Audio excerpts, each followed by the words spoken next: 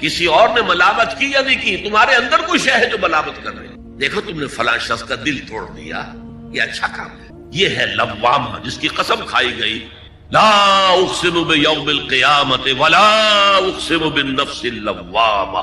یہ نفس لوامہ ہر انسان میں ہے، اور جیسے ہمارے ظاہری وجود کے تقاضے ہیں، بھوک لگتی ہے، پیاس لگتی ہے، اسے کپڑے کی ضرورت ہے موسمی اثرات سے بچاؤ کے لیے، یہ جو مانوی شخصیت ہماری اندر ہے یہ بھی کوئی ڈیمانڈ کرتی ہے، اور انسان اپنے آپ کو مطمئن کرتا ہے، ریشنلائز کرتا ہے، ٹھیک ہے یہ تو خرابیاں ہیں، لیکن میں نے یہ کام بھی تو آخر کیے ہیں نا۔ یہ انسان کی ایک لازمی ضرورت ہے اپنے ضمیر کو مطمئن کرنا۔ اب دیکھیے ہمارے ہاں کے مختلف طبقات میں مختلف تصورات ہیں نیکی کے جو رائج ہیں۔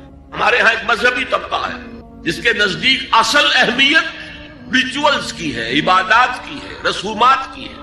معاملات میں وہ دھوکہ دے رہے ہیں، سودا کر کے پھر گئے، ان کے دلوں میں نرمی نہیں ہے، سائلوں کو دھتکارتے ہیں، لیکن ایک اعتبار سے بہت نیک ہے، سودی کاروبار کرتے ہیں۔ ٹھیک ہے بھائی، میں سودی کاروبار تو کرتا ہوں، میں نے مسجد میں تو بنوائی ہے، میں نے مسجد میں جھاڑ بھی تو لگوا دیا ہے، میں نے مسجد میں قالین بھی تو بچھوایا ہے۔ تو نیکی کا ایک تصور یہ ہے ہمارا۔ اس کے بالکل برعکس ایک تصور ہے جدید تعلیم یافتہ طبقات کا تصور۔ آپ نے بارہا سنا ہوگا گفتگو، بھائی اصل نیکی یہ ہے کہ کوئی کسی کو دھوکہ نہ دے، جھوٹ نہ بولے، وعدہ پورا کرے، اپنا فرض صحیح طور سے ادا کرے، کہیں ملازم ہے تو اپنے فرائض صحیح طور سے ادا کرے۔ باقی رہ گئی نماز روزہ، یہ تو انفرادی باتیں ہیں، یہ کوئی کرتا ہے تو اپنے لیے نہیں کرتا ہے تو کوئی بات نہیں۔ یہ دونوں ایک دوسرے کے بالکل برعکس تصور، اور یہ ہمارے معاشرے میں جدید تعلیم یافتہ طبقات کا تصور نیکی، اور ہمارے قدیم علماء اور ان کے زیر اثر جو عوام ہیں ان کے تصور نیکی میں یہ زمین و آسمان کا فرق۔ آپ کو معلوم ہے کہ اپنی جسم فروش عورتیں جو ہیں وہ بھی نیکی کا کوئی نہ کوئی کام کرتی ہیں۔ آپ دیکھیں گے محرم میں سیاہ کپڑے پہن کے جلوس کے آگے آگے جا رہی ہیں، سبیلیں لگا رہی ہیں، مختلف مزاروں میں جب عرس ہوتا ہے وہاں جاتی ہے، دھمال کھیلتی ہے، وہی سیاہ کپڑے پہن، وہ بھی اپنے آپ کو مطمئن کرتی ہے۔ مشہور ہے ایک واقعہ شہنشاہ عالمگیر اورنگزیب کا، اس نے دلی میں گانے بجانے پر پابندی لگا دی۔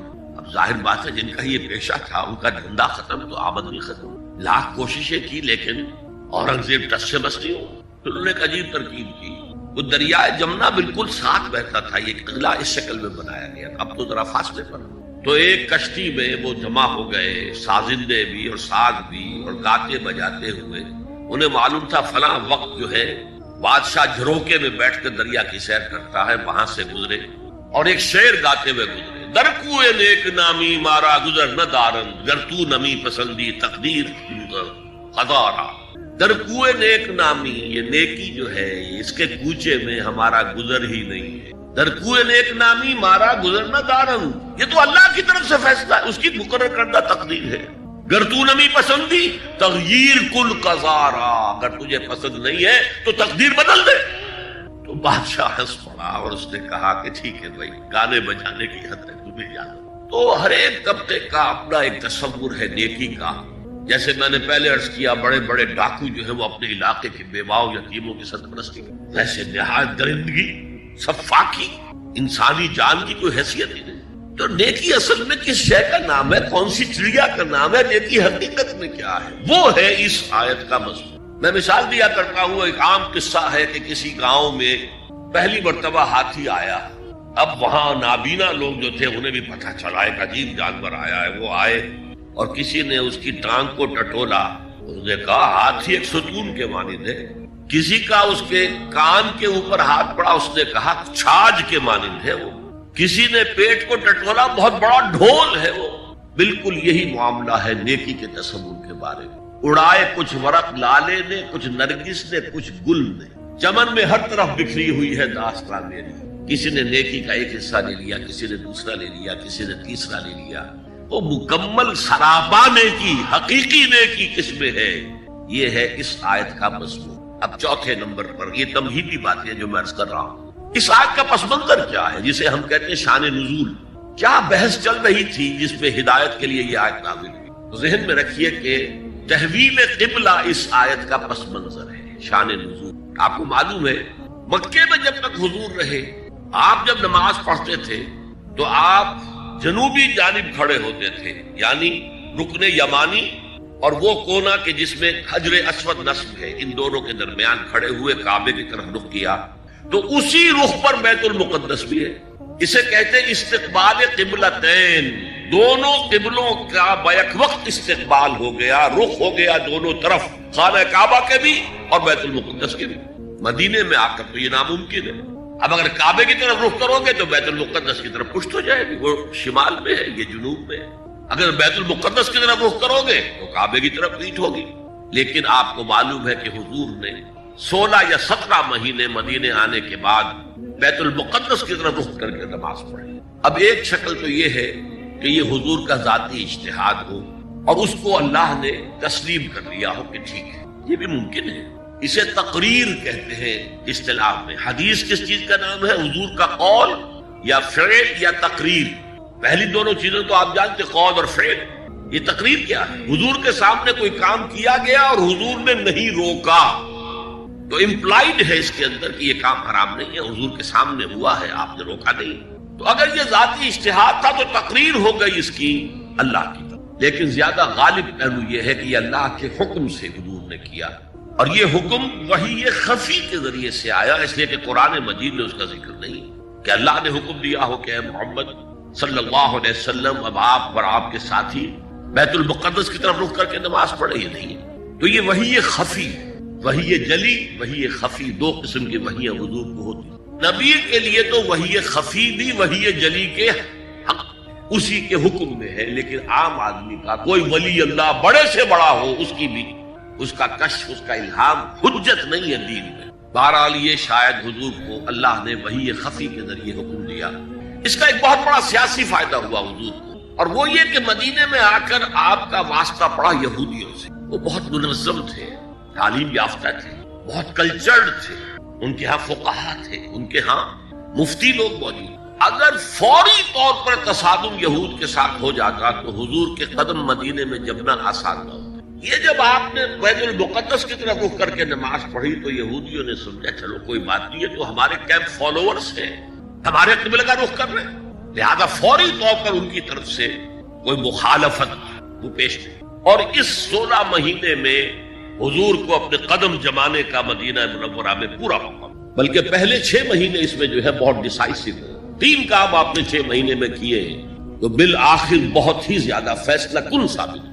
نمبر 1 یہ کہ آپ نے مسجد نبوی کی تعمیر کر لی، اب یہی مرکز ہے، یہی درسگاہ ہے، یہی خانقاہ ہے، یہی پارلیمنٹ ہے، یہی دارالمشاورت ہے، یہیں سے فوجیں تیار کی جا رہی ہیں، یہی وفود آ کر پیش ہو رہے ہیں۔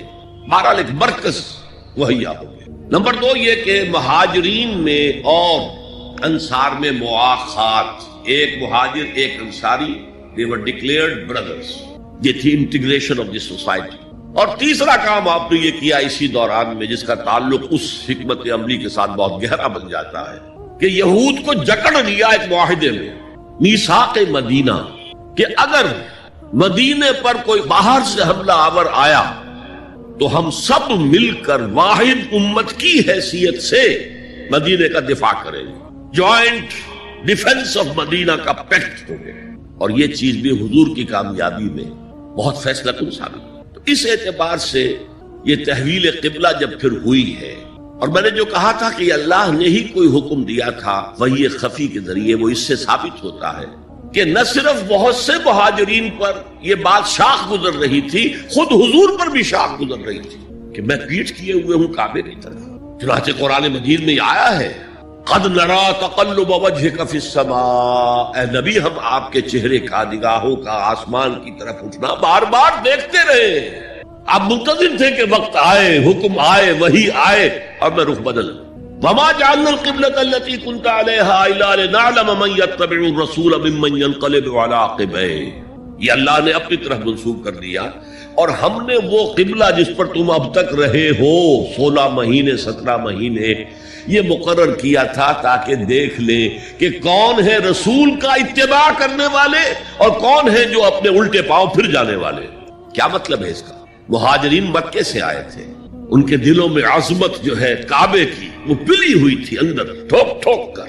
اب دیکھا اللہ نے حکم نہیں دیا وحی جلی کے ذریعے سے، یہ رسول کا حکم تھا، گویا کہ یہ ایک امتحان ہو گیا کہ کہیں تمہاری حمیت جاہلی، تمہاری محبت جو تمہیں کعبے سے ہے، وہ تمہیں اسلام سے پھیر تو نہیں دیتی؟ آیا تم رسول کے حکم کو مقدم رکھتے ہو اور اپنی کسی سابقہ حمیت، جسے حمیت جاہلی ہم کہہ دیں گے، اس کو مقدم رکھتے ہو؟ یہ ایک سخت امتحان تھا جس میں کہ اہل مکہ جو مہاجرین تھے وہ مبتلا کیے گئے، اور خاص طور پر یہ بات کہ رسول کا حکم ماننے کی تاکید، چاہے ابھی قرآن میں کوئی آیت نہیں آئی ہے، لیکن حقیقی مومن کے لیے رسول کا فرمانا بھی ایسے ہی ہے جیسے کہ اللہ کا فرمانا۔ اس کی تربیت بھی ہو گئی، لیکن یہ کہ اکثر کا معاملہ یہ تھا کہ یہ معاملہ شاخ گزر رہا تھا، یہاں تک کہ حضور کا معاملہ بھی تھا، قد نرا تقلب وجهك في السماء فلنولینک قبلۃ ترضاها، تو اے نبی ہم بدل دیں گے قبلہ وہ جو آپ کو پسند ہے، اب رخ کرو مسجد حرام کی طرف، فولوا وجوہکم شطر المسجد الحرام، اب اپنا رخ کر لو مسجد حرام کی طرف۔ چنانچہ مدینے میں ایک مسجد القبلتین ہے، جو حضرات گئے ہیں زیارت کرتے ہیں، انہوں نے زیارت کی۔ حضور مدینے سے باہر ایک قبیلے کی جگہ تھی، وہ وہاں گئے ہوئے تھے، کوئی دعوت طعام تھی، دوپہر کا کھانا تھا، اسی وقت ظہر کا وقت ہو گیا۔ حضور نے جماعت کھڑی کی اور قبلہ جو ہے بیت المقدس، اسی نماز کے دوران یہ آیات وہی نازل ہو گئی، آپ نے فوراً رخ بدلا اور پوری جماعت نے رخ بدل لیا، اور اسی لیے اس مسجد میں دو قبلے ہیں، دو محرابیں ہیں، ایک شمال کی جانب بیت المقدس کی جانب، دوسری جنوب کی جانب یعنی مکہ مکرمہ۔ اب یہ تحویل قبلہ جو ہے، یہ ہے بات اصل میں سمجھنے کی، ایک بہت بڑے فتنے کی بنیاد بن گیا۔ فتنہ آزمائش کو کہتے ہیں اور فتنہ فساد کو بھی کہتے ہیں۔ فساد یہودیوں کی طرف سے شروع ہوا، یہ کیسا نبی ہے جس کا قبلہ ہی معین نہیں؟ ابھی یہ شمال کی طرف رخ کر کے نماز پڑھ رہا تھا اور اب اس نے جو ہے جنوب کی طرف رخ کر لیا، کیسا رسول ہے، کیسا نبی ہے؟ حضور کے خلاف لوگوں کو بھڑکانے کا انہیں اب ایک موقع آتا، اور آپ کے علم میں ہے کہ اوس اور خزرج کے جو عوام ہیں وہ یہود کے بہت زیر اثر تھے، بہت زیر اثر تھے۔ وہی بات کہ وہ سمجھتے تھے ہمارے پاس نہ کوئی شریعت ہے، نہ کتاب ہے، نہ کوئی قانون ہے، نہ ہمارے یہاں کوئی مفتی ہے، نہ قاضی ہے، ان کے ہاں تو کتاب ہے، شریعت ہے، مفتی ہے، قاضی ہے، ان کا تو بڑا کلچرڈ لوگ ہیں، تو ایک روب تھا ان کا۔ لہذا یہ ایک ان کو موقع مل گیا کہ اس پر لوگوں کے جذبات کو بھڑکائیں اور حضور سے برگشتہ کریں۔ دوسری طرف سادہ نو مسلمانوں کے اندر بھی ایک فتنہ بطور آزمائش آ گیا کہ اگر اصل قبلہ یہ تھا تو یہ 16 مہینے کی نمازیں تو ہماری اکارت گئی، غلط رخ پر پڑی ہیں، اور نماز تو دین کا اصل ستون ہے، اور یہ نمازیں ہماری ضائع ہو گئی۔ یہ ان کے دلوں میں ایک وسوسہ پیدا ہوا۔ اس پہلو سے اس مسئلے پر بڑی مفصل گفتگو قرآن میں ہوئی ہے، میرے اور آپ کے لیے، بلکہ مجھے اعتراف ہے کہ میں یہ سوچتا رہا اتنی مفصل گفتگو بار بار فولوا وجوہکم شطر المسجد الحرام، فولوا وجوہکم شطر، یہ بار بار پورے 2 رکوع قرآن مجید میں، سورہ بقرہ کا 17واں رکوع، 18واں رکوع اسی پر، اس لیے کہ ہم اس سینسٹیونیس کا اندازہ نہیں کر سکتے کہ جو اس وقت پیدا ہو گئی تھی اس پر۔ تحویل قبلہ پر یہ معمولی نہیں بات تھی، یہود نے سمجھ لیا تھا کہ اب معلوم ہوا یہ ایک نئی امت کا آغاز ہے، اس کا مرکز اب نیا بن گیا ہے۔ اب تک وہ سوچ رہے تھے کہ ہمارے ہی، چنانچہ ایک اور واقعہ ہوا تھا کہ یہ عاشورہ کا روزہ رکھتے تھے یہودی۔ حضور نے پوچھا کیوں رکھتے ہو 10ویں محرم کا روزہ؟ انہوں نے کہا کہ اصل میں ہمیں جو نجات ملی تھی فرعون سے، اور فرعون کو جو غرق کیا گیا تھا لاؤ لشکر سمیت، وہ 10 محرم کو ہوا تھا، ہم شکرانے کے طور پر روزہ رکھتے ہیں۔ حضور نے فرمایا کہ موسیٰ کے تو ہم تم سے زیادہ مستحق ہیں، لہذا مسلمانوں کو حکم دیا کہ تم بھی 10ویں محرم کا روزہ رکھا کرو۔ اب یہ چیزیں ایسی تھیں کہ جس سے وہ پیسیفائیڈ تھے ایک طرح سے، کہ نہیں یہ کوئی نئی چیز نہیں ہے، یہ ہمارے کیمپ فالوورز، بلکہ حضور نے فرمایا تم 2 روز کا روزہ رکھو، 9ویں محرم کا بھی 10ویں کا۔ بہرحال اس پر جو ایک تشویش ہوئی ہے، اس تشویش کو دور کرنے کے لیے 2 رکوع، 17واں 18واں رکوع، 2 رکوع پورے کے پورے اسی بحث پر مشتمل ہیں۔ اور اس کے علاوہ اب میں مثال دوں کہ میرا ایک ہاتھ یوں ہے، ایک ہاتھ یوں ہے، بیچ میں میرا جسم ہے، تو اس بحث کا جسم جو ہے وہ تو وہ 2 رکوع ہیں، رکوع 17واں 18واں، لیکن ادھر دور پہلے ایک آیت آ گئی تھی جس نے زمین ہموار کی، للہ المشرق والمغرب فینما تولوا فثم وجہ اللہ۔ 2 رکوع پہلے، مشرق و مغرب سب اللہ کے ہیں، جدھر بھی رخ کرو اللہ کا رخ ہے، قبلے کا مطلب یہ تو نہیں ہے کہ اللہ اس سمت میں محدود ہے، معاذ اللہ۔ اللہ کا رخ، اللہ تو مشرق میں ہے، مغرب میں ہے، شمال میں ہے، جنوب میں ہے، فوق میں ہے، تحت میں ہے، ہر جگہ ہے۔ للہ المشرق والمغرب فینما تولوا فثم وجہ اللہ، مشرق و مغرب سب اللہ کے ہیں، جدھر بھی تم رخ کرو گے وہ اللہ کا رخ ہے۔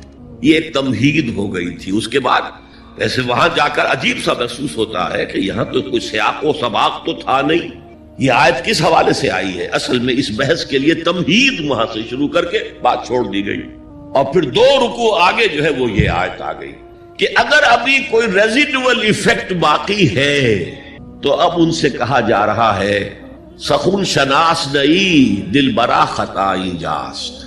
لوگوں تم بات نہیں سمجھتے، سخن شناس نہیں ہو اے میرے محبوب، دل برا سخن شناس نہیں دل برا خطائی جا، خطا یہاں ہے۔ تم جسے اصل نیکی سمجھ بیٹھے ہو، ریچول، ظاہری شکل، وہ اصل نیکی نہیں ہے، وہ کل نیکی نہیں ہے۔ نیکی تو اصل میں ایک روح ہے جو پورے وجود میں سرایت کرتی ہے، ایک بالکل مختلف انسان وجود میں لاتی ہے، ایک پورا مختلف کردار وجود میں لاتی ہے۔ نیکی تو حقیقت میں وہ ہے، جیسے کہ ہمیں معلوم ہے نماز کا ایک ظاہر ہے، فقہ اس سے بحث کرے گی، لیکن اصل نماز آپ کو اللہ کی حضوری کا شرف حاصل ہوا، کچھ حضور قلب میسر آیا، کوئی خشوع و خضوع ہوا، کوئی اللہ کے ساتھ مخاطبت اور مکالمے کی صورت پیدا ہوئی؟ کیا تم نے جب سجدہ کیا تو محسوس کیا کہ تم نے اپنے رب کے قدموں پر اپنا سر رکھ دیا؟ اگر یہ نہیں ہے تو ٹھیک ہے، فقہی نماز ادا ہو گئی، اصل نماز تو ادا نہیں، نماز کی روح تو تم نے نہیں پائی۔ تو ہر شے کا ایک ظاہر ہے اور ایک اس کی روح ہے، باطنی روح۔ ہم اپنی مجبوری سے ظاہری ہی بات کو دیکھ سکتے ہیں، روح تو ہماری نگاہوں کے سامنے ہے نہیں، جس کا نتیجہ یہ نکلتا ہے کہ صرف ظاہر ہی ظاہر رہ جاتا ہے، روح کی طرف توجہ ہی نہیں ہوتی۔ اور یہی سب سے بڑا الزام، سب سے بڑی تنقید حضرت مسیح کی تھی یہودیوں پر۔ تم مچھر چھانتے ہو اور سموچے اونٹ نکل جاتے ہو۔ ظاہری معاملات میں، فقہی معاملات میں بحثیں ہو رہی ہیں، مفصل بحثیں ہو رہی ہیں، اور کفر کے فتوے لگ رہے ہیں، تم نے اگر یہ کر دیا تو یہ ہو گیا، اور سموچے اونٹ نکل رہے ہو، حرام کاموں میں تم ملوث ہو، سود تم لے رہے ہو۔ یہ ہے کہ تمہارا معاملہ سارا کا سارا دین کی ظاہر سے رہ گیا۔ اور یہ جو فرمایا ہے کہ تمہاری مثال ان قبروں کی سی ہے جن کے اوپر تو سفیدی کر رکھی ہے لیکن اندر گلی سڑی ہڈیوں کے سوا کچھ نہیں۔ روح دین سے تم ناآشنا ہو چکے ہو، محبت خداوندی تم میں نہیں ہے، لیکن ظاہر پرستی ہے، مظاہر پرستی ہے، ریچولزم ہے، تمہارا دین یہ بن کر رہ گیا۔ آج ہمارے ہاں بھی صورتحال مختلف نہیں ہے، میں عرض کر چکا ہوں۔ سب سے بڑا طبقہ ہمارے ہاں ظاہر بات ہے کہ جو ہمارے علماء کے زیر اثر ہے، اور وہ فقہاء ہیں، اور فقیہ کا کام ہی ہے کہ وہ ظاہر سے بحث کرے، باطن سے تو بحث نہیں کر سکتا۔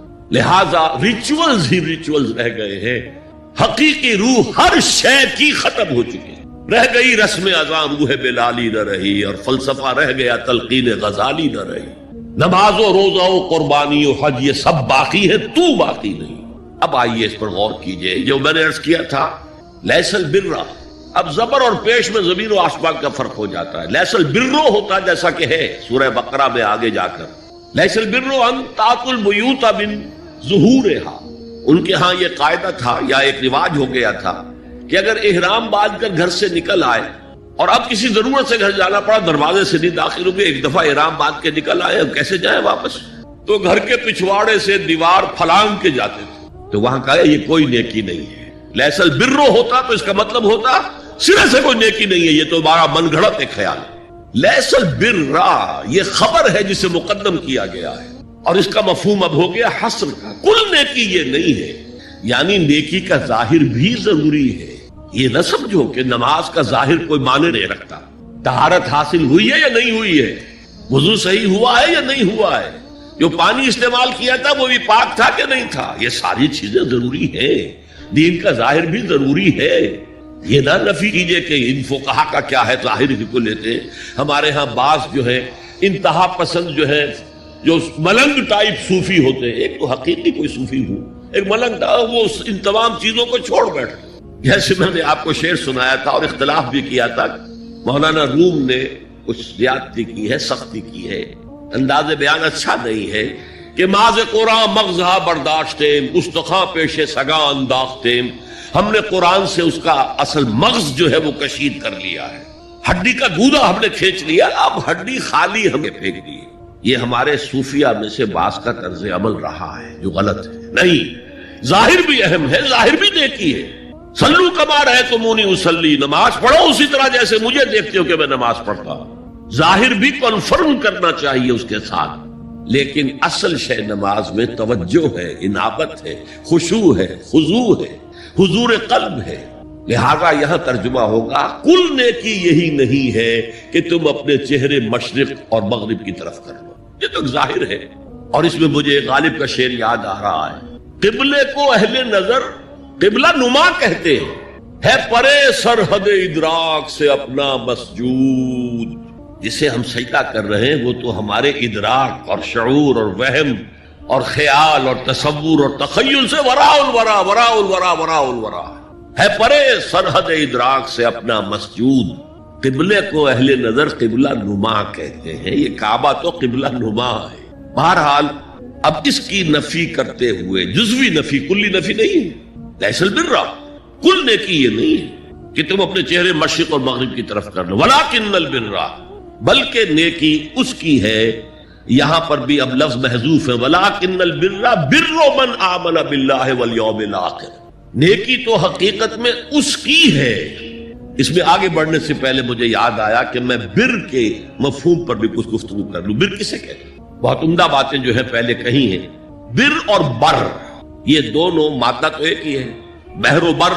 جب تک انسان سمندر میں رہتا ہے، آج کا تو خیر تصور نہ کیجئے، پہاڑوں جیسے جو ہے پہاڑ سمندر میں چل رہے ہوتے، عام حالات میں کوئی اس کے ادھر ادھر جو ہے کوئی ہچکولے محسوس نہیں ہوتے، لیکن پرانے زمانے کے سمندر کا تصور کیجئے تو ہر وقت وہ ہے آدمی غیر مطمئن ہوتا تھا، اسی وقت کچھ ہو سکتا ہے، ہچکولا آ رہا ہے، ادھر سے آ رہا ہے، ادھر سے آ رہا ہے، تو دل میں ایک خوف سا رہتا تھا، ایک بے چینی سی رہتی تھی، عدم تحفظ کا ایک احساس رہتا تھا۔ بر پر، خشکی پر آتے ہی اطمینان۔ تو یہ اصل میں انسان کے باطنی اطمینان کے لیے، جو ابھی آپ نے فرمایا کہ نیکی وہ ہے کہ جس کو کر کے تمہیں خوشی حاصل، اور فتویٰ اپنے دل سے لے لیا کرو، ما حاک فی صدرک، جو کچھ تمہارے سینے کے اندر جو کچھ جس سے خدبد ہو جائے، جس سے بے چینی ہو جائے، وہ اسم ہے، وہ گناہ ہے۔ الاسم ما حاک فی صدرک وکرہت ان یطلع علیہ، اور گناہ وہ ہے کہ جس کے بارے میں تمہیں یہ پسند نہ ہو کہ لوگوں کو اس کی اطلاع ہو، وہ گناہ ہے۔ اس میں بھی مجھے جیسے انگریزی کی ایک نظم کا سٹینزا جو ہے یاد آیا تھا، art is long and time is fleeting, دوڑا جا رہا ہے یہ وقت، and our hearts though stout and brave still like muffled drums are beating funeral marches to the grave۔ اپنے دل کی ہر بیٹ کے ساتھ ہم اپنی قبر سے قریب سے قریب تر، قریب سے قریب تر ہوتے جائیں۔ اسی طرح کی ایک نظم ہے، بڑی پیاری نظم ہے، charities that soothe and heal and bless are scattered over the feet of men like flowers۔ وہ بھلائیاں، وہ نیکیاں، وہ خدمت خلق، charities which soothe and bless and heals، دل کے اوپر مرہم سا رکھا جاتا ہے نیک کام کر، دل کو خوشی ہوتی ہے نیک کام کر کے۔ charities that soothe and heal and bless are scattered over the feet of men like flowers، یہ تو ان پھولوں کے مانند ہے جو انسان کے قدموں میں پڑے ہوئے ہیں، جس کو چاہے اٹھا لے، جو چاہے اٹھا لے۔ No mystery is here, no special boon for the high and not for the low. The smoke ascends as high from the heart of a humble cottage as from that of a haughty palace۔ دھواں اٹھتا ہے تو ایک کٹیا میں جو چورا جل رہا ہے اس سے بھی اٹھے گا تو جائے گا اوپر، اور محل کا کوئی بہت بڑا کچن ہے تو اس سے بھی اٹھے گا تو اوپر جائے گا۔ لہذا یہ غریب اور امیر کا فرق نہیں ہے، ہر شخص اس نیکی میں سے حصہ لے سکتا۔ تمہارے پاس ایک روٹی تھی، تم نے آدھی دے دی کسی مانگنے والے کو، تمہارا حصہ ہو گیا، بہت بڑا حصہ ہو۔ اور کسی بڑے امیر آدمی نے 150 جو ہے مسکین کو کھانا کھلا دیا، وہ اس کے قریب بھی نہیں آ سکے گا اجر و ثواب کے اعتبار سے اس شخص کے کہ جس کے پاس ایک ہی روٹی تھی اور اس نے آدھی دے دی۔ تو بر جو ہے حقیقت میں لیس البر ان تولوا وجوہکم قبل المشرق والمغرب ولکن البر من آمن باللہ والیوم الآخر والملائکۃ والکتاب والنبیین۔ میں بھی ایک زمانے میں اس پر کچھ متردد سا ہوتا تھا، کچھ سوچتا تھا، یہ نیکی کا تعلق تو ہم عمل سے سمجھتے ہیں، یہاں ایمان کی بحث کی کیا ضرورت ہے؟ ایمان تو ایک باطنی حقیقت ہے، نیکی جو ہے وہ ایک ظاہری خارجی حقیقت ہے، لیکن پھر سمجھ میں آیا کہ اصل نیکی وہ نیت ہے جس کے ساتھ وہ کام کیا جا رہا ہے۔ اگر خیرات بانٹی جا رہی ہے، جھگیوں میں جا کر میلے کچیلے بچوں کو گود میں لے کر اپنی سفید اشکروں کو بھی خراب کیا جا رہا ہے، اور معلوم ہے کہ یہ اس لیے کر رہا ہے کہ آئندہ الیکشن میں کھڑا ہونا ہے، تو کوئی ہے جو کہے گا کہ یہ نیکی ہو رہی ہے؟ کام تو بظاہر بڑی نیکی کا کام ہے۔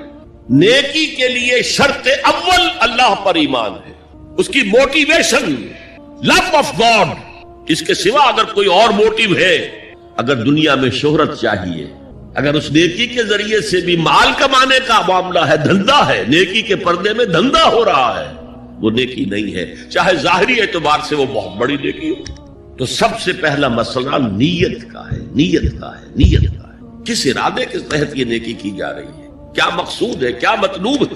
چنانچہ نوٹ کیجئے، اکثر محدثین نے اپنے جو مجموعے مرتب کیے احادیث کے، ان میں پہلی آیت کون سی، پہلی حدیث کون سی لاتے ہیں؟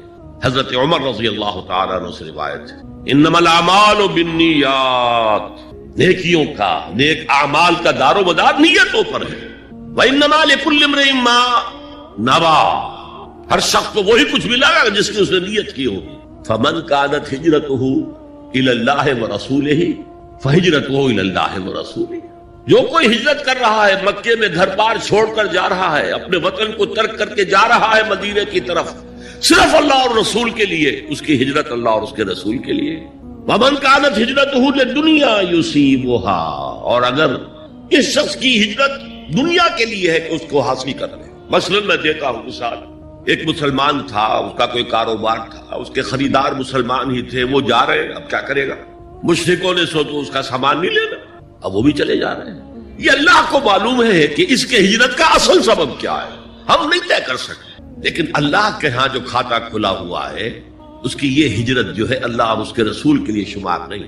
ومن كانت ہجرتہ لدنیا یصیبها او امرأۃ ینکحها، یا کسی عورت کے لیے ہو کہ اس سے نکاح کرے، کسی خاتون سے وہ شادی کا خواہش مند تھا، وہ خاتون ہجرت کر کے مدینے چلی گئی، اب یہ بھی باندھے کچے دھاگے سے بندھے ہوئے چلے جا رہے ہیں، تو یہ تو در حقیقت اس عورت کے کھاتے میں ہجرت جائے گی، اللہ اور اس کے رسول کی ہجرت میں نہیں۔ تو اصل شے یہ ہے، نیکی کا وہ کام جس کا ظاہر بھی نیکی کا ہو اور باطن بھی ہو، کہ موٹیویشن صرف اللہ کی رضا ہو، اللہ کی محبت اور اللہ کی رضا کا حصول، یہ ہے پازیٹیو موٹیو۔ ایک نیگیٹو سائیڈ بھی ہے، سب لوگ ذہنی اعتبار سے اتنے بلند نہیں ہوتے کہ اللہ کی محبت وہی اصل محرک بن جائے۔ یہی وجہ ہے کہ حضور نے اس کو صلی اللہ علیہ وسلم کمال ایمان سے تعبیر کیا ہے، من احب للہ وابغض للہ وعطا للہ ومنع للہ فقد استکمل الایمان، جس نے کسی سے محبت کی تو اللہ کے لیے کی، کسی سے نفرت اور بغض رکھا تو اللہ کے لیے رکھا، کہ اللہ کو اس سے نفرت کرنا پسند ہے، اور کسی کو کچھ دیا تو اللہ کو خوش کرنے کے لیے دیا، اور کسی سے کچھ چیز روکی تو صرف اس لیے کہ اللہ کو اس کا روکنا پسند ہے، تو اس شخص نے اپنے ایمان کی تکمیل کر لی۔ اگر اس کا موٹیو خالص ہو گیا ہے اللہ کی محبت اور اللہ کی رضا کا حصول، تو اصل میں نیکی ہے، ورنہ چاہے بظاہر کتنی ہی بڑی نیکی نظر آئے وہ نیکی نہیں۔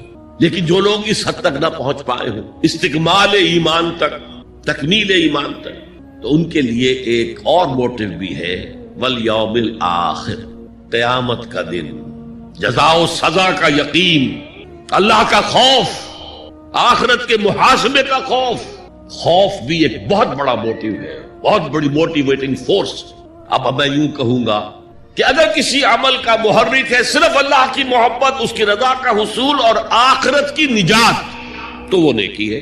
اگر یہ نہیں ہے، کوئی وطن پرست ہے، وطن کی محبت کی وجہ سے کوئی نیک کام کر رہا ہے، اس کا وہ کام وطن پرستی کے کھاتے میں جائے گا، خدا پرستی کے کھاتے میں نہیں جائے گا۔ کوئی قوم پرست ہے، اپنے قوم کی محبت میں کچھ کر رہا ہے، تو اس کا وہ نیک کام قوم پرستی کے کھاتے میں جمع ہوگا، خدا کی پرستش کے لیے نہیں۔ یہ ہے موٹیو کا فرق، اور یہ ہے موٹیو کی اہمیت، اور اس کا تعلق ہے ایمان باللہ اور ایمان بالآخرہ۔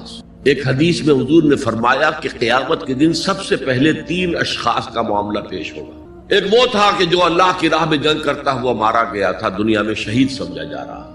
ایک وہ تھا جسے اللہ نے علم بہت دیا تھا، اس نے علم کو پھیلایا، خوب پھیلایا۔ اور ایک وہ جس کے پاس جس کو اللہ نے بہت دولت دی تھی، اور اس نے دولت جو ہے نیکی کے کاموں میں، بھلائی کے کاموں میں، غربا، یتامیٰ، مساکین کے لیے خرچ کیا۔ اب اللہ پوچھے گا ان شہید صاحب سے کہ دیکھو میں نے تمہیں صحت دی تھی، جسمانی قوت دی تھی، تم نے کیا کیا؟ وہ کہے گا اے اللہ میں نے تیرے لیے قتال کیا اور اپنی جان دے دی۔ اللہ فرمائے گا کذبتا، تو نے جھوٹ بولا، انک قد قاتلت لأن یقال جریء، تو نے تو یہ جنگ میں حصہ لیا تھا اس لیے کہ تیری شجاعت کا ڈنکا بج جائے، تیری جرأت کی شہرت ہو جائے۔ وقد قیلا، وہ کہا جا چکا، اب یہاں تمہارے لیے کچھ نہیں ہے۔ اور فرشتوں کو حکم ہوگا اور عہدے منہ گھسیٹتے ہوئے اس کو جہنم میں ڈال دیں۔ یہی حشر ہوگا اس عالم کا، تو نے وہ نیکی کا کام کیا تھا، لأن یقال عالم، کہا جا چکا دنیا میں، ڈنکا بج چکا تمہاری شہرت کا۔ اب اس میں نوٹ کیجئے، اگر کسی عالم کے علم کا ڈنکا بج جائے، اس کی اپنی نیت وہ نہیں تھی تو اس کے اندر کوئی خرابی نہیں ہے۔ یہاں معاملہ نیت کا ہے۔ اگر نیت یہ ہو کہ میرے علم کی شہرت ہو جائے، میرے ہاتھ چومے جائیں، مجھے نذرانے پیش کیے جائیں، تو پھر وہی حشر اس کا ہوگا کہ عہدے منہ گھسیٹ کر جہنم میں ڈال دیا جائے۔ یہی حشر اس سخی کا ہوگا جس نے سخاوت کی تھی، جس کی سخاوت کے ڈنکے بج گئے تھے، اس کا بھی یہی حشر ہوگا۔ تو انما الاعمال بالنیات، اور یہاں نیکی کی بحث میں سب سے پہلے ولکن البر بر من آمن باللہ والیوم الآخر۔ اب جو والملائکۃ والکتاب والنبیین، ان تینوں کو جمع کر لیجئے، اس سے مراد ہے نبوت اور رسالت۔ ملائکہ وحی کا ذریعہ ہے جو انبیاء تک لے کر آتے رہے، اس وحی کا جو ریکارڈ مرتب ہوا وہ کتابیں ہیں، اور جن پر وہ وحی آئی وہ نبی ہیں۔ ان تینوں کو جمع کر لی، رسالت، ایمان باللہ، ایمان بالآخرہ، اور ایمان بالرسالت۔ اب اس کا تعلق کیا ہے نیکی کے ساتھ؟ یہ ذرا گہری بات ہے۔ دیکھیے نیکی کا جذبہ بھی، جو انسان کے پیشنز ہوتے ہیں وہ اندھے بہرے ہوتے ہیں، پیشنز، جذبات۔ نیکی بھی ایک جذبہ ہے، کبھی یہ جذبہ حد اعتدال سے تجاوز کر کے بدی بنا دیتا ہے، جیسے رہبانیت، ترک دنیا، شادی نہیں کروں گا، گھر گھرستی کا بکھیڑا مول نہیں لوں گا، بس اللہ سے لو لگاؤں گا۔ ظاہر بات ہے جس نے بھی فیصلہ کیا نیکی کے جذبے کے تحت کیا نا، لیکن اس کا جو نتیجہ نکلا اکثر و بیشتر پھر حرام کاری ہوئی۔ آپ عیسائیت کی جو ہے ہسٹری آف کرسچین موناسٹسزم، اس کا مطالعہ کیجئے، انہوں نے خود لکھا ہے کہ بظاہر راہب خانے ہیں، راہب اور راہبائیں رہتی ہیں، اور ان کے تہخانوں میں حرامی بچوں کے قبرستان ہو جاتے تھے۔ یہ نیکی کے جذبے نے بدی کو جنم دی۔ حضور کے ساتھ ایسا ہوا، 3 اشخاص آئے، انہوں نے حضور کی ازواج مطہرات سے معلوم کیا آپ رات کو کتنا وقت نماز میں لگاتے ہیں، آپ مہینے میں کتنے نفلی روزے رکھتے ہیں۔ اب جو کچھ انہیں بتایا گیا، حضور کی زندگی کھلی کتاب تھی، بتا دیا گیا اتنا عرصہ جو ہے آپ رات کو تہجد پڑھتے ہیں، بتا دیا گیا مہینے میں اتنے روزے رکھتے ہیں۔ انہوں نے اسے کم سمجھا، فتقالوہا، قلیل سمجھا کہ یہ تو زیادہ نہیں ہے، ہمارا تو خیال تھا کہ آپ ساری رات ہی کھڑے رہتے ہو۔ لیکن اپنے دل کو مطمئن کرنے کے لیے کہ حضور کی کہیں توہین بھی نہ ہو جائے، کہا جی انہیں تو ضرورت نہیں ہے، وہ تو معصوم ہی ہے، ان کی خطائیں اول تو ہوتی نہیں، اگر کوئی ہے بھی تو اللہ نے کہہ دیا قد غفر اللہ لک ذنبک ما تقدم منها وما تاخر، اللہ نے تو معاف کر دی اگلے پچھلے سارے گناہ، میرے لیے یہ کافی نہیں۔ ایک نے کہا میں پوری رات عبادت کروں گا، اپنی قبر بستر سے نہیں لگاؤں۔ دوسرے نے کہا کہ میں ہمیشہ ہر روز روزہ رکھوں گا، کبھی افطار نہیں کروں گا۔ تیسرے نے کہا میں کوئی شادی بیاہ نہیں کروں گا، یہ کھکیڑ میں نہیں پڑھوں گا میں۔ حضور کو خبر ہو گئی، آپ نے طلب فرمایا اور غصے کے انداز میں وہ الفاظ کہے کہ جو حضور سے بالکل متوقع نہیں، واللہ انی لاتقاکم واخشاکم، خدا کی قسم میں تم سب سے زیادہ متقی ہوں اور سب سے زیادہ اللہ سے ڈرنے والا ہوں، لیکن میرا طریق یہ ہے کہ میں رات کو سوتا بھی ہوں اور نماز بھی پڑھتا ہوں، میں روزہ رکھتا بھی ہوں، ناغہ بھی کرتا ہوں، میں نے شادیاں کی ہیں، متعدد ازواج میرے گھروں میں ہیں۔ فمن رغب عن سنتی فلیس منی، جو بھی میری سنت سے ہٹا وہ مجھ میں سے نہیں ہے، میرا امتی نہیں۔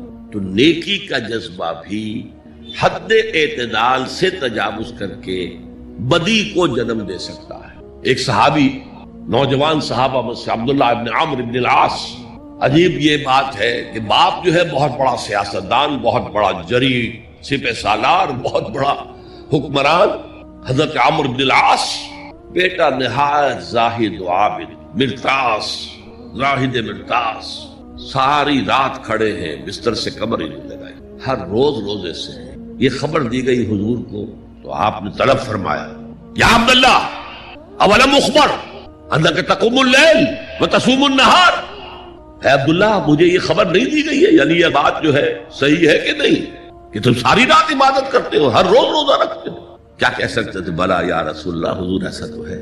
فرمایا لا تفعل، ہرگز ایسا مت کرو، فإن لزوجك عليك حقا وإن لزورك عليك حقا بل إن لنفسك عليك حقا، تمہارے نفس کے بھی تم پر حقوق ہیں، تمہارے بیوی کے بھی تم پر حقوق ہیں۔ ان کی زوجہ سے کسی نے پوچھا تھا تم ہمیشہ میلی کچیلی رہتی ہو، کبھی ہم نے تمہیں کسی اچھے لباس میں کس کوئی جسے سنگھار کہہ دیتے کہ یہ میں نے دیکھا؟ تو ان کا کہ مجھے کیا غرض ہے، تمہارے بھائی کو تو مجھ سے کوئی غرض ہے ہی نہیں، میں کس کے لیے بناؤ سنگھار کروں؟ یہ بھی الفاظ آتے ہیں۔ فرمایا ہرگز مت کرو، میں تو کرتا ہوں، میں روزے بھی رکھتا ہوں لیکن نہیں بھی رکھتا ہے، میں نماز پڑھتا ہوں لیکن سوتا بھی، میری بیویاں ہیں متعدد، تو میری سنت اگر تم نے چھوڑ دی تو تمہارا مجھ سے کوئی تعلق نہیں ہوگا۔ اس کا مطلب کیا ہوا؟ تو سبب نیکی کا ایک ماڈل بھی سامنے رہنا چاہیے جس میں توازن ہو، اعتدال۔ انبیاء وہ توازن پیش کرتے ہیں اپنے کردار اور شخصیت کے ذریعے سے۔ وہ جو فرمایا گیا لقد کان لکم فی رسول اللہ اسوۃ حسنہ، تمہارے لیے اللہ کے رسول کی شخصیت میں ایک اچھا نمونہ ہے، یہ نمونہ معتدل ہے، متوازن ہے۔ حضرت عائشہ فرماتی ہے حضور ہمارے مابین تشریف فرما ہوتے تھے، پیار اور محبت کی باتیں بھی ہوتی تھی۔ حضور ہمارے ہاں کے جو ذرا زیادہ دیندار، جنہیں زیادہ مسالہ لگ جاتا ہے، وہ کرخت مزاج کے گھروں میں بھی معلوم ہوا داخل کیا ہوا قیامت آ گئی ہے، تو اس طرح کا نہیں تھا معاملہ، اپنی بیویوں کی دل جوئی، ان سے محبت اور پیار کی باتیں۔ لیکن حضرت عائشہ فرماتی ہے کہ ہمارے درمیان بیٹھے ہوتے تھے اور پیار و محبت کی گفتگو ہو رہی ہوتی تھی، اذان کی آواز آتے ہی ایسے ہی اٹھ کر چل دیتے تھے جیسے ہمیں جانتے بھی نہیں کہ ہم کون ہیں۔ یہ توازن پیدا کرو، ترک دنیا نہیں، دنیا میں رہو اور پھر وہ کردار پیش کرو جو محمد نے پیش کیا صلی اللہ علیہ وسلم اور آپ کے صحابہ نے پیش کیا۔ دنیا میں رہتے ہوئے ترک دنیا اس معنی میں دنیا مقصود نہ بن جائے، مطلوب نہ بن جائے۔ لا مقصود الا اللہ، لا مطلوب الا اللہ، لا محبوب الا اللہ۔ تو یہ ہے اس نیکی کی بحث میں ایمان بالرسالت کا معاملہ۔ اب آگے چلتے ہیں۔ وَآتَ الْمَالَ عَلَىٰ حُبِّهِ، اور دیتا ہے وہ اپنا مال، یا دیا اس نے اپنا مال اس مال کی محبت کے باوجود، علی الرغم۔ جن حضرات نے ترجمہ کیا ہے کہ اللہ کی محبت کی وجہ سے یا اللہ کی محبت میں وہ مال دیتے ہیں، یہ غلط ہے۔ جو بحث ہو چکی ہے، موٹیویشن تو ان کی درست ہو گئی ایمان باللہ، ایمان بالآخرہ سے، اب آگے اس کے تکرار کی ضرورت نہیں ہے۔